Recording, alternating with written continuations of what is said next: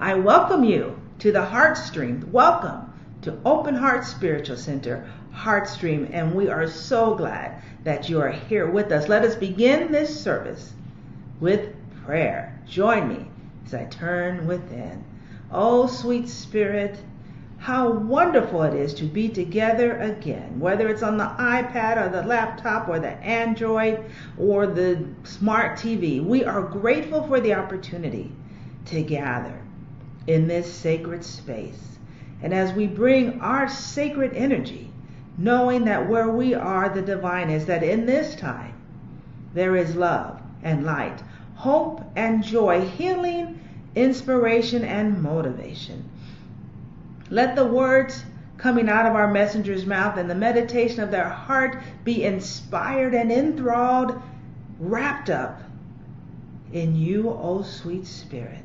May all that proceeds in this service be blessed and a blessing, and may our hearts open to hear the word of the divine through the divine. We thank you that we are the place, and this is the place where the divine shows up. And may we take that energy with us throughout this day and the week. And so it is. Blessings, my family.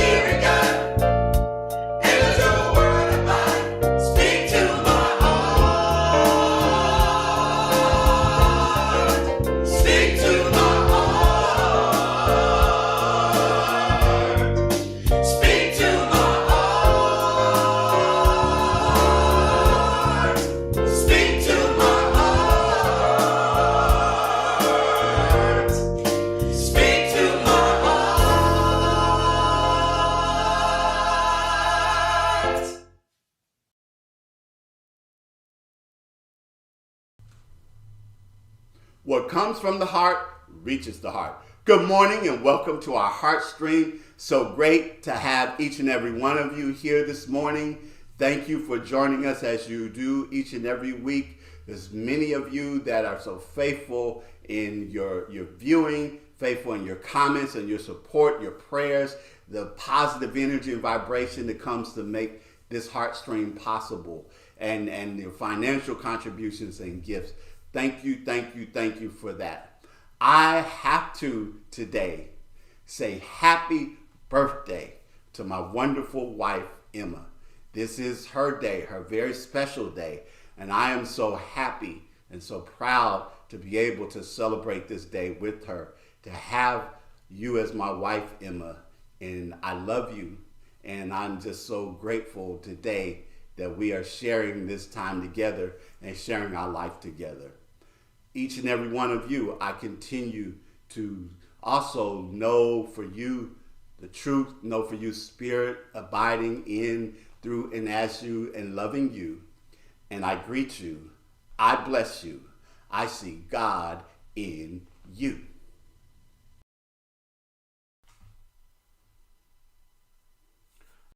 Our purpose statement. Our purpose is to create a spiritual community which recognizes that there is one presence and one power in the universe, God. Daily, we actively practice this spiritual truth. We open our heart space to each person to acknowledge one another as expressions of God. It is that we see God.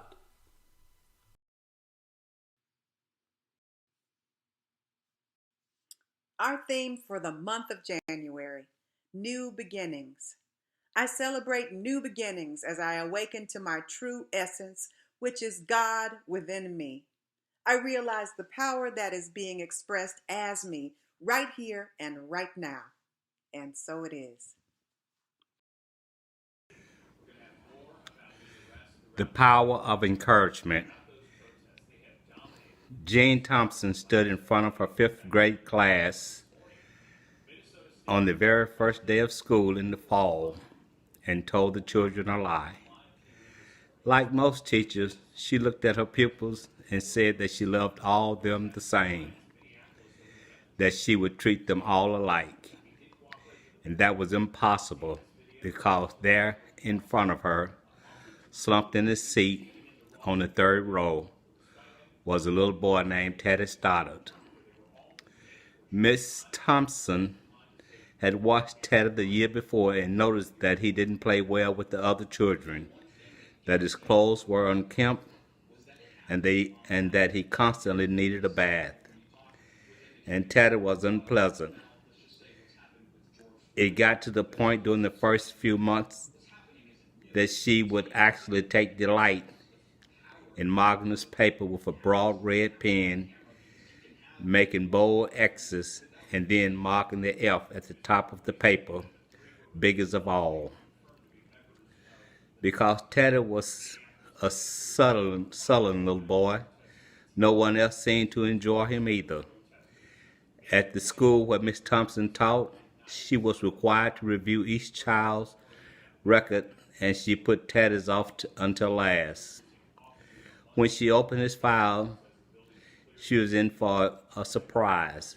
His first grade teacher wrote, "Teddy is a bright, inquisitive young man with a ready laugh. He does his work neatly and has good manners and is a joy to be around." His second grade teacher wrote, "Teddy is an excellent student, well liked by his classmates, but he is troubled because his mother has a terminal illness and life at home must be a struggle." His third grade teacher wrote, "Teddy continues to work hard, but his mother's death has been hard on him. He tried to do his best, but his father doesn't show much interest, and his home life will soon affect him if some steps aren't taken." Teddy's fourth grade teacher wrote, "Teddy is withdrawn and doesn't show much interest in school. He doesn't have many friends and sometimes sleeps in class. He is tardy and could become a problem." Now Miss Thompson realized the problem But Christmas was coming fast. It was all she could do with the school play and all until the day before the holidays began, and she was suddenly forced to focus on Teddy Stoddard. Her children brought presents, all in beautiful ribbons and bright paper, except Teddy's, which was clumsily wrapped in a heavy brown bag of brown paper of a scissors grocery bag. Miss Thompson took pain to open it in the middle of the other students. Some of the children started to laugh when she found a rhinestone bracelet with some of the stones missing and a bottle with 1/4 full of cologne. She stifled the children's laughter when she exclaimed how pretty the bracelet was, putting it on and dabbing some of the perfume behind the other wrist. Teddy Stoddard stayed behind just long enough to say, "Miss Thompson, today you smell just like my mother used to." After the children left, she cried for at least an hour. On that very day, she quit teaching reading, writing, and speaking. Instead, she began to teach children. Jean Thompson paid particular attention to one little boy they called Teddy. As she worked with him, his mind seemed to come alive. The more she encouraged him, the faster he responded. On days there would be an important test, Miss Thompson would remember that cologne. By the end of the year, he had become one of the smartest children in the class, and he had also become the pet of the teacher who had once vowed to love all her children exactly the same. A year later, she found a note under her door from Teddy, telling her of all the teachers he had had in elementary school, she was his favorite. 6 years went by before she got another note from Teddy. He then wrote that he had finished high school, third in his class, and she was still his favorite teacher of all time. 4 years after that, he got another letter saying that while things had been tough at times, he stayed in school, had stuck with it, and would graduate from college with the highest of honors. He assured Miss Thompson she was still his favorite teacher. Then 4 more years passed, and yet another letter came. This time he explained that after he got his bachelor's degree, he decided to go a little further. The letter explained that she was still his favorite teacher, but that now his name was a little longer. The letter was signed Theodore F. Stoddard, M.D. The story doesn't end there. You see, while yet there was another letter that spring. Teddy said he met this girl and was to be married. He explained that his father had died a couple of years ago, and he was wondering if Miss Thompson might agree to sit in the pew usually reserved for the mother of the groom. And on that special day, Jean Thompson wore that bracelet, the one with the rhinestone missing. And on that special day, Jean Thompson smelled the way Teddy remembered his mother smelling on their last Christmas together. They hugged each other, and Dr. Stoddard whispered to Miss Thompson's ear, "Thank you, Miss Thompson, for believing in me. Thank you so much for making me feel important and showing me that I could make a difference." Mrs. Thompson, with tears in her eyes, whipped his back. She said, "Teddy, you have it all wrong. You were the one that taught me that I could make a difference. I didn't know how to teach until I met you." The moral of the story, you can never tell what type of impact that you may have on another's life by your action or lack of action.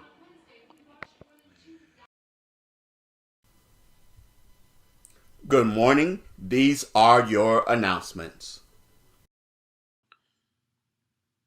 Today we remember Thich Nhat Hanh, the revered Zen Buddhist monk who helped spread the practice of mindfulness in the West and socially engaged Buddhism in the East. He passed away peacefully on January 22nd at the age of 95.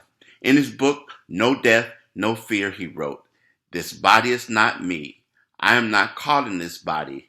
I am life without boundaries. I have never been born, and I have never died. Over there, the wide ocean and the sky, with many galaxies, all manifest from the basis of consciousness. Since beginningless time, I have always been free. Birth and death are only a door through which we go in and out. Birth and death are only a game of hide and seek. So smile to me and take my hand and wave goodbye. Tomorrow we shall meet again, or even before.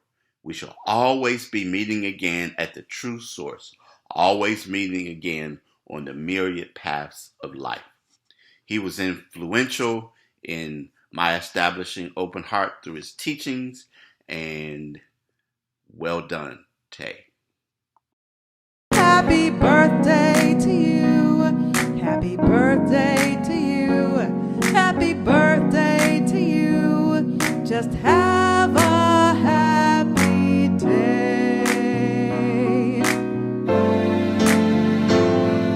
Today is a day like no other day. Just think and you'll know that it's true. Days like today should be holidays. So I'm singing this message to you. Happy birthday to you. Happy birthday to you. Happy birthday to you. Just have a happy day. Our own Matthew Lee has a show at the Dixon Gallery and Gardens that runs through March 27th. Connecting with Nature is a collection of Matthew's most recent paintings, largely completed during the pandemic, when the outdoors became even more of a sanctuary for him than perhaps ever before. His paintings, whether spontaneous oil sketches or larger compositions, are in many ways a byproduct of his experiences witnessing the beauty of nature. It includes a lecture on January 26th, a reception on February 17th, and a workshop on March 19th. Let's come out and support Matthew. Join us this Thursday, January 27th at 6:30 p.m. for Wine and Words, coordinated by Krista Wright Thayer. You can join us through a link that you will find on our website at ohsc901.com. Hope to see you this week. It's coming up beginning Wednesday, February the 2nd. Transform Your Life, a 10-week course based on the book by Dr. Barbara King, who founded the Hillside International Truth Center in Atlanta. You might remember learning her story last March during our Women of New Thought series. She established what would become a very influential and powerful New Thought congregation. This book explores the subjects of love, faith, and prosperity as only she could. Thank you, Open Heart, for your continued support. Your 2021 contribution statements have been emailed to you. Check your email. If you don't see it, check your spam folder, and then if you still don't see it, contact me. At Open Heart, we believe in the power of affirmative prayer. For all of those that you see on this list, knowing for you your healing, your wholeness, your comfort, your strength, and for all of the needs that you might have in this moment, we're holding this space for you. We're seeing God already moving in your life, knowing that whatever it is that you might need, it is already done in the mind of God. And we extend our prayers beyond this list to each and every one of you that are a part of this Heartstream, knowing for you your best, knowing for you the ultimate in healing, in wholeness, in transformation, in life itself happening for you. And so it is. I'm always grateful to those who provide an affirmative reading. Thank you, thank you, thank you so much. And this is your opportunity to submit a video to Jay Gilmore at Openheartspiritual.org. Our daily affirmative prayer call takes place each and every morning at 8 a.m. Central Time. Dial in as one of our prayer team members shares an inspirational reading and then prays for you, all in about 7 minutes. It's time for conscious giving. Divine love flowing through me blesses and multiplies all that I have, all that I give, and all that I receive. And I am richly blessed, creating a greater and greater flow. 3 ways to give: our Cash App, hashtag OHSC901, online at OHSC901.com, or by texting the word GIVE to 615-422-4292.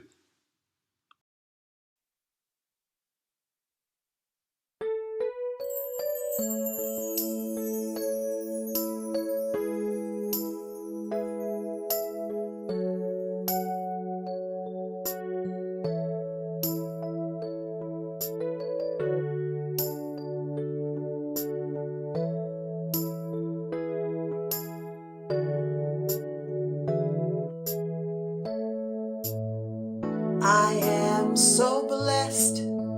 I am so blessed. I am so grateful for all that I have. I am so blessed. I am so blessed. I am so grateful. I am so blessed. I am so blessed. I am so blessed. I am so grateful for all that I have. I am so blessed. I am so blessed. I am so grateful. I am so blessed. I am so blessed. I am so blessed. I am so grateful for all that I have. I am so blessed. I am so blessed. I am so grateful. I am so blessed. I am so blessed. I am so blessed. I am so blessed. I am so blessed. I am so grateful for all that I have. I am so blessed. I am so blessed. I am so grateful. I am so blessed. I am so blessed. I am so blessed. I am so blessed. I am so grateful for all that I have. I am so blessed. I am so blessed. I am so grateful. I am so blessed. I am so blessed. I am so blessed. I am so grateful for all that I have. I am so blessed. I am so blessed. I am so grateful. I am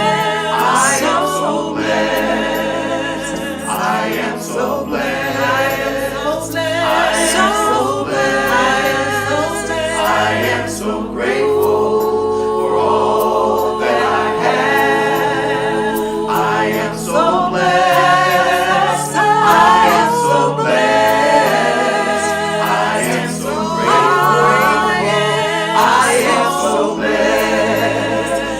Life's been so good. Life's been so good. And I feel grateful down deep in my soul. Life's been so good. Life's been so good. And I feel grateful down deep in my soul. I am so blessed. I am so blessed. I am so grateful for all that I have. I am so blessed. I am so blessed. I am so grateful. I am so blessed.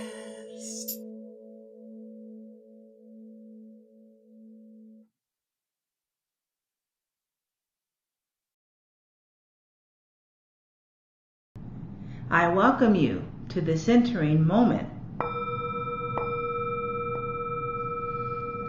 In this place, let us choose to be centered, balanced, and at peace as we are ready to step forward into the message and to hear from the divine through the lips, heart, and body of the divine. I am centered. I am balanced. I am at peace. And so it is. Blessings. Removal can lead to renewal. I recently read an article in MLK 50, which is a publication that is devoted to social justice and poverty and issues and empowering people through journalism. And Wendy Thomas, the founder and the publisher of MLK 50, wrote about her time when she served as a writer and contributor for the local paper in Memphis, the Commercial Appeal. And she described the trauma that she felt on a regular basis, driving past the park that contained the statue of Nathan Bedford Forrest, the Confederate general who was also the first grand wizard of the KKK and a slave owner and many different things, and how driving past there regularly because the office was located near there, just the kinds of things and emotions that it stirred up in her. And I know not just her, but for many of us here in Memphis. And the campaign that went to remove the statue, and when it was finally removed, the sense of relief that she felt and the hope that she felt as a result of that. And one of the lines that she wrote in that particular article said this: removal can lead to renewal. Removal can lead to renewal. And as I saw that, it caught my eye, it caught my attention. And I began thinking about the fact that while we're talking about this month about new beginnings, and new beginnings is our theme, new beginnings is our direction, but in order to have new beginnings, that sometimes to experience a new beginning, we must remove things that get in the way of our growth, our transformation, and our path of power. So often when we get to the first of the year, and we're talking about what we envision for ourselves for the new year, we are talking about adding things. I'm going to start working out. I'm going to start a weight loss program. I'm going to start saving money. I'm going to start this. I'm going to start that. And we're talking about adding things. But I think it's also important to remember that it's necessary to also remove things. There's some things that we have to get out of the way. And oftentimes it's only until those things get out of the way, we remove those things, are we ready for new beginnings? Are we ready for renewal? And I think about the story that Mary Morrissey, who's a well-known New Thought teacher, would tell about the beginning of her journey as she moved into becoming a New Thought minister and leader and transformational coach and thought leader. But she mentions the fact that when she was just 18, she had been so involved in high school and had done so many different things, but she found herself pregnant. And all of a sudden her life turned upside down. She went from being very popular in school, being the editor of the paper, cheerleader, and so many other things, to having to go to an alternate school because of her pregnancy. And in the midst of all of that, she found herself becoming ill. She was quite ill. And it just discovered that she had some problems with her kidneys, and she had nephritis of the kidneys, and she found out that at 18 she didn't have much longer to live. She'd had her baby, and now she was scared, and so she went into the hospital to have surgery to remove one of the kidneys, and the doctor said that would probably give her about 6 months or so longer, but after that it would probably not look good for her. And so she remembered being frightened and scared in the hospital all alone the night before the surgery when a chaplain walked in the room. And the chaplain introduced herself and said, I'm here. I know that you're having surgery tomorrow, and there's some things that I wanted to talk with you about, some things I'd like to share with you, things that you probably never heard before that I think are important. And she pulled up a chair and sat down at the bed beside her, and she began talking with her. And she talked about the fact that you know this already, even though you may not have acknowledged it. Everything that you see is created twice. If you look at the bed, you look at the hospital room, if you look at all the instruments and everything, they're all created twice. They're once created in your mind, and then they come into manifestation into physical form, but they first start there. And so she went on to say to her, and I want you to also think about the fact, and this was way back in the late 50s, before there was any knowledge about or a whole lot of widespread information about the mind-body connection. But she said to her, also, when it comes to your body, that the things that you think, the thoughts that you think, have a direct effect upon your body and what's happening to you. And as Mary Morrissey had shared her story about becoming pregnant and what happened, getting out of having to leave her high school and feeling like she was a disappointment to her family, and she continued to share that, and the chaplain listened, and she kept reminding her, well, I'm going to ask you this. Do you believe that it's possible that you could, to the point of seeing things differently, that when the doctors get ready to operate on you tomorrow, that they would find that your kidneys are completely healthy and that there is nothing wrong with you? Mary Morrissey said she was honest. No. She said, well, how about if you can't believe that, then maybe you could believe this, that maybe we could take all of the shame and the guilt and everything else that you're experiencing, the things that are affecting your body and the way that they do, and sweep them into that one kidney, and when they remove it, all of it's gone. And Mary said, well, I'm not sure, maybe I might be able to. She said, well, if you can't believe yourself, can you believe in my belief? I'm believing for you in this moment that can happen. And Mary said, well, I'll have to believe in your belief. And she goes on to describe how the next morning she had her surgery, and the doctors removed the one kidney, but the other kidney, they found that the signs of nephritis that they thought were there had lessened, and they were not as bad as they thought. So they said that she might have a little bit longer to live. And so very soon she was out of the hospital, and her kidneys kept improving to the fact that still to this day, Mary Morrissey is with us. But the idea that removal can lead to renewal, the fact that something had to be removed, and in this case, she sent with that kidney that was being removed a lot of the negative things that she was feeling, the thoughts that she had and things that were going on. But those things were removed, and as they were removed from her, that her life blossomed, and she found her life taking a different direction and things moving from where they were to something new and something possible. And for us, in this moment, in this time, in this month of January 2022, it's time for us to realize that there's some things that we have to remove. And when we remove those things, we lay the groundwork for renewal. We lay the groundwork for new beginnings. The first thing I like to say that we have to remove, we have to let go of our disempowering story.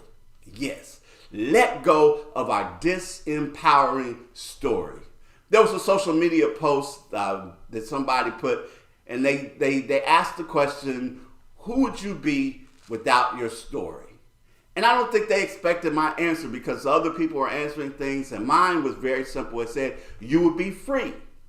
And the person responded back to me, can you explain a little bit more? And I explained to them the fact that we get so caught up in stories that we tell people who we are because of things we have experienced and the kinds of things that people have said to us and people have said about us, the disappointments and the frustrations and all of the ways in which we have found ourselves just being discouraged in life and being hurt in life and being wounded in life. And we oftentimes continue to tell those stories and repeat them over and over and over again and have identified ourselves with those stories. and feel like that those stories are who we really are. We get to the point where we become threatened when someone questions our story or asks us why we are holding on to those stories, why we're telling them over and over and over again. I mean, sometimes you will meet someone and in a few minutes they will tell you all of the bad things that have happened to them and tell you all of the disappointments and the sorrows in their lives and everything else. That same old story, that same old stuff, that same old, well, you know what I'm talking about. I'm saying this morning that one of the first things that we need to remove is that story, that disempowering story, and start telling a new story.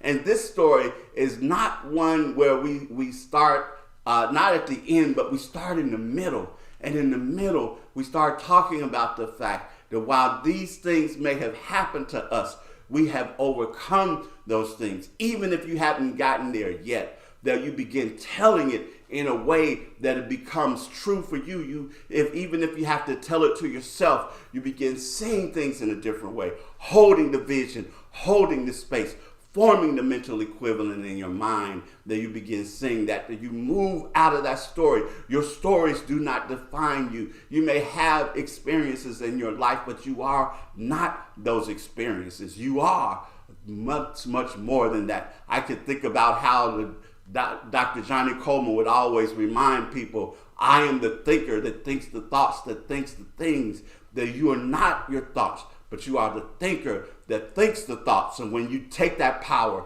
when you understand that and recognize that, it makes a difference. And you can get out of your old story. You can get out of the way that you have hemmed yourself in. You can get out of the things that you have identified with that are disempowering and tell a new story and recognize who it is that you are.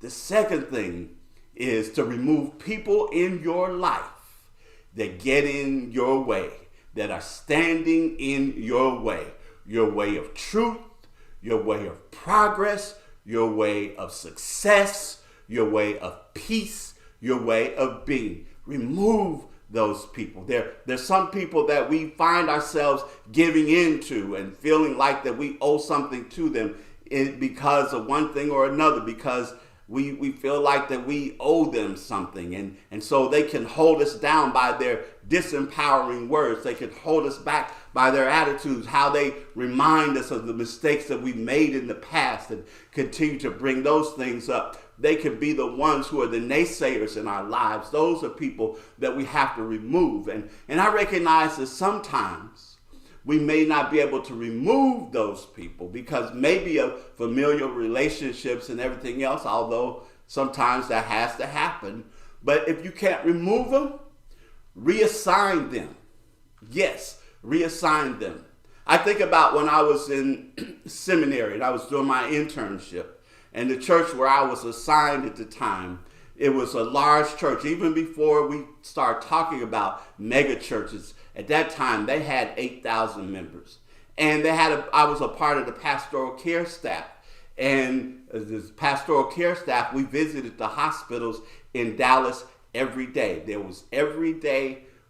was someone from the pastoral care staff visiting the hospitals. And we had different routes because Dallas being the large city that it is, no one person could go to all of the hospitals because we averaged 30 or more people in the hospital at one time. So they split us up into routes.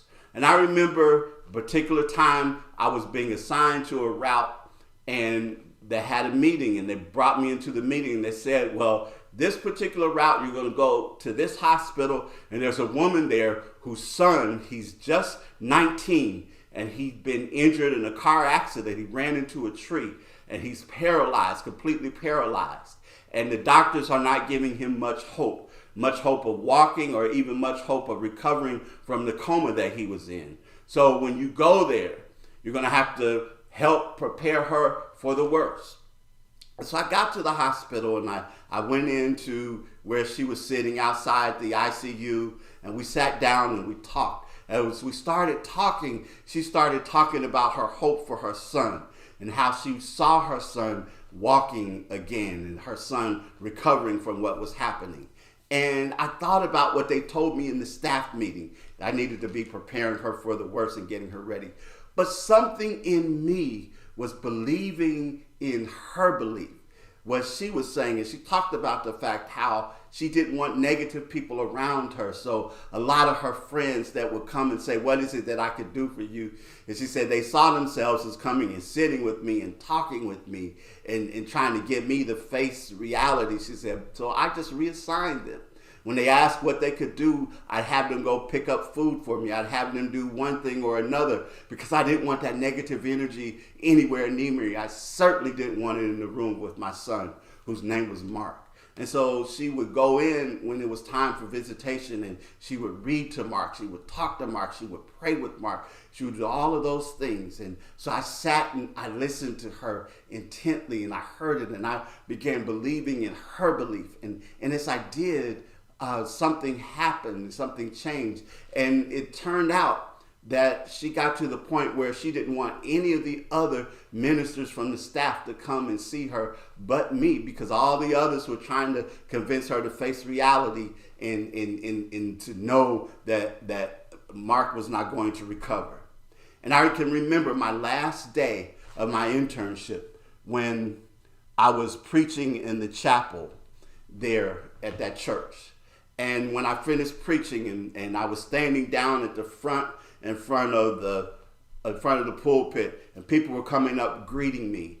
And I looked down the aisle and I saw a young man who had gotten up out of the pew, and he had a cane and he was walking, he was limping. And I could tell that, he had had an accident or something had happened. And he got close to me.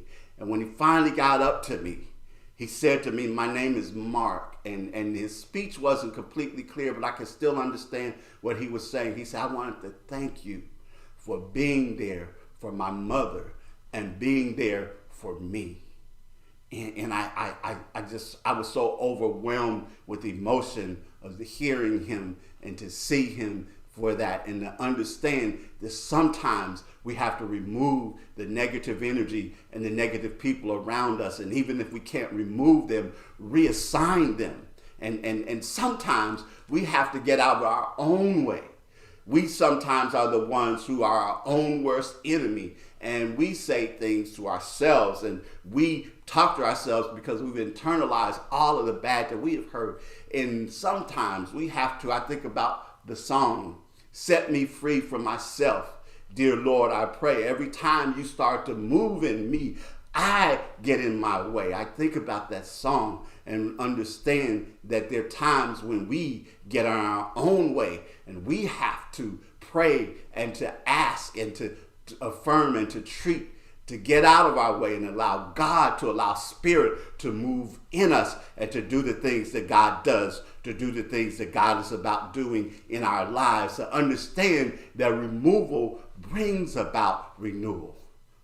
In Philippians, we're reminded of this: whatever things are true, whatever things are noble, whatever things are just, whatever things are pure, whatever things are lovely, whatever things are of good report, if there's any virtue and if there's anything praiseworthy, think on these things. Or some translations say, meditate on these things. The fact of it is that I'm talking about, as I finish my message, is about affirmations, the power that we have, the power of the word. In the beginning was the word, and we have that power to be able to declare and to speak into existence those things that be not as though they were. We have the power to be able to declare with our minds, first generating from our thoughts what it is. We call these things affirmations, and we have to do those things that are a part of our living. And as we do that, don't speak about the things as they are, but speak about things as where you would like to see yourself, how you would like to see it happening for you,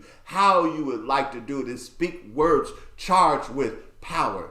Because when we speak affirmations, when we use the power of affirmative prayer, we're pressing upon our subconscious mind, the creative medium that you hear me always talking about. It is that part of the universe, that part, an expression of God that takes that which we impress into it, and it begins acting upon it. It begins doing what it is. We shape and set the mold for it, and we begin molding it by our intention. We begin molding it by holding a mental equivalent. We shape and mold it by seeing it, and Spirit works upon it, and it begins happening for us, and it begins coming out, and it's through repetition, and it's through feeling, and it's through imaging that we see those things. We repeating them as often as we can, and it begins to take shape. It begins to take form. We begin to understand that we are divine centers of creation, and as those divine centers of creation, it is happening through us. It is happening not because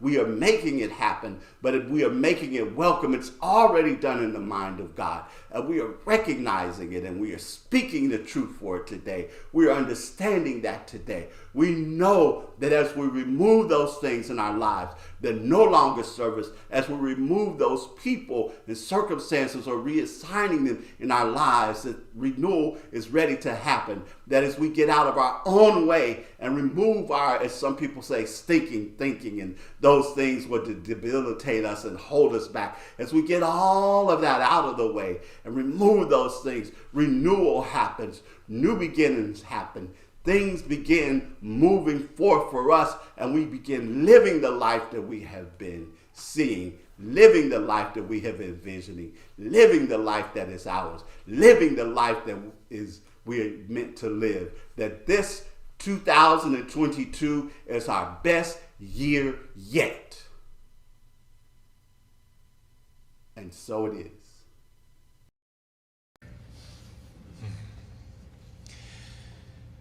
There was a time in my life, thought I had to do it all for myself. Didn't know the grace of God was sufficient. I didn't know the love of God was at hand.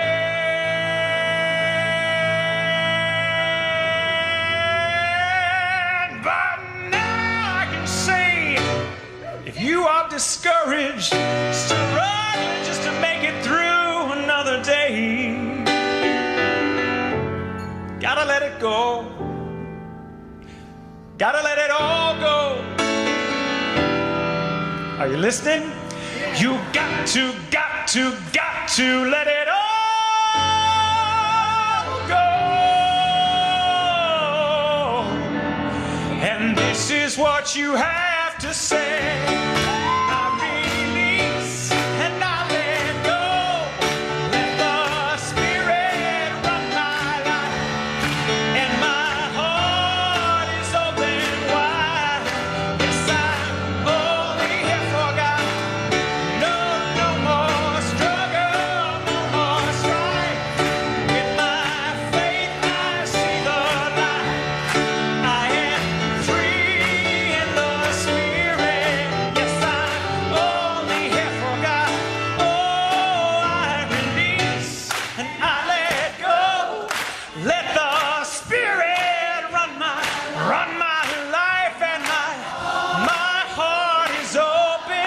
Yes, I'm only here for God. No more struggle, no more strife. With my faith, I see the light. I am free in the Spirit. Yes, I'm only here for God. Oh, I release. I let go. Let the Spirit run my life. And my heart is